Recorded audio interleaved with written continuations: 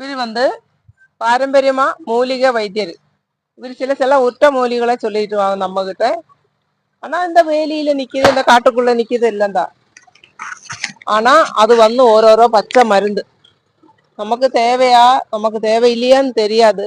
இப்போ நாட்டு வழியில இப்படியே கிடக்கு. ஆமா, அது ஓரோன்னும் புரிஞ்சாதான் தெரியும். இப்போ அவரு சொல்லுவாங்க. ஆமாங்க, எதுக்கு இது, இந்த மருந்து எந்த வியாதிக்கு? ஐயா வணக்கங்க ஐயா, என் பேர் ரமேஷ், திருப்பூர் இருந்து பேசுறேங்க ஐயா.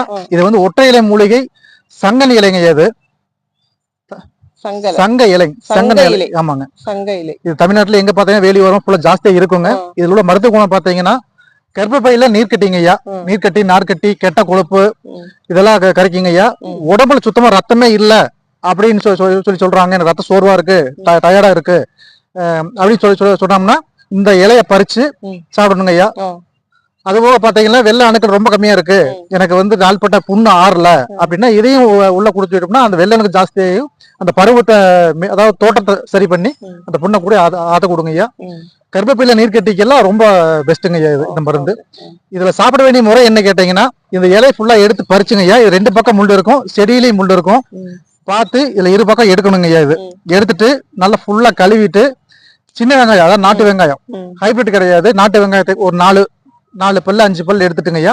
ஜீரகம் கொஞ்சம் ஒரு 10 கிராம் 20 கிராம் எடுத்து உள்ள போட்டு நல்லா அம்மி வச்சு அரைச்சு ஃபுல்லா நாட்டு மாட்டு பால், அதாவது ஜெரிஃப் ஆகாது, எறும் பால் ஆகாது, பாக்கெட் பால் ஆகாது, காராம் பசு உடைய பால் இல்ல அப்படின்னா வெள்ளாட்டு பாலுங்க.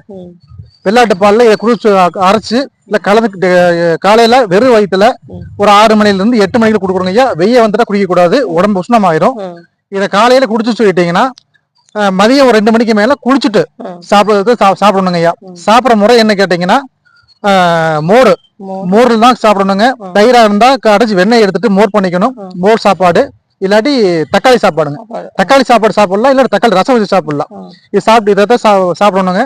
பத்தியே என்னன்னு கேட்டீங்கன்னா, கோழிக்கறி ஆகாதுங்க ஐயா, அதாவது நாட்டுக்கோழி ஆகாது, பிராய்லர் ஆகாது, நாட்டுக்கோழி முட்டை ஆகாது, எலுமிச்சம்பழம் ஆகாது, புளி ஆகாதுங்க ஐயா, புளி ஆகாது. சாப்பாட்டு வகைகள் என்ன செய்யணும், பயிர் தட்டைப்பயிர் ஆகாதுங்க ஐயா, தட்டைப்பயிர் சேர்த்தக்கூடாது.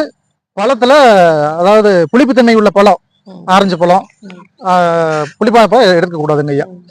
இதை பத்தி நீங்க நேரம் என்ன பார்க்கணும், இல்ல எனக்கு இது பத்தி தகவல் சொல்லுங்க, ஒவ்வொரு மருந்தையும் எனக்கு சொல்லுங்க அப்படின்னா, நான் திருப்பூர்ல குடியிருக்கேங்க ஐயா. என்னோட போன் நம்பர் நான் சொல்றேன், நானு 7826 ஐயா 91 95 94 ஐயா. என்னுடைய பேர் ரமேஷ்.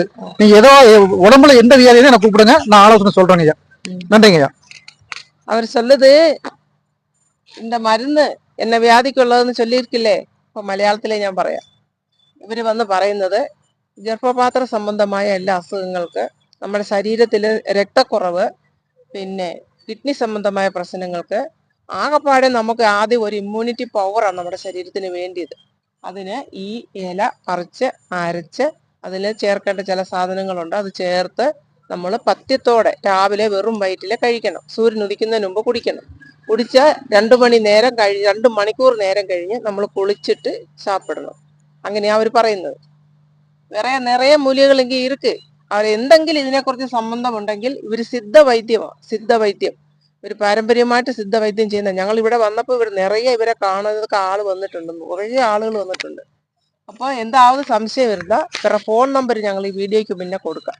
അത് നിങ്ങൾ വിളിച്ച് ചോദിച്ചിട്ട് നിങ്ങൾക്ക് എന്തെങ്കിലും സംശയം ഉണ്ടെങ്കിൽ இந்த ஆளோட நிறைய பிரச்சனைகளுக்கு இந்த ஆள் പരിഹാരം പറയും. വേറെ വൈദ്യർ இருக்கு, இந்த ஆளு ഇത് പ്രമുഖமான വൈദ്യർ. ഏதாவது സംശയം, നിങ്ങൾക്ക് ഏதாவது സംശയം ഉണ്ടെങ്കിൽ അവർക്ക് ഞങ്ങൾ കൊടുക്കുന്ന നമ്പറിനകത്തൊന്ന് വിളിച്ചാൽ മതി. ഓക്കെ.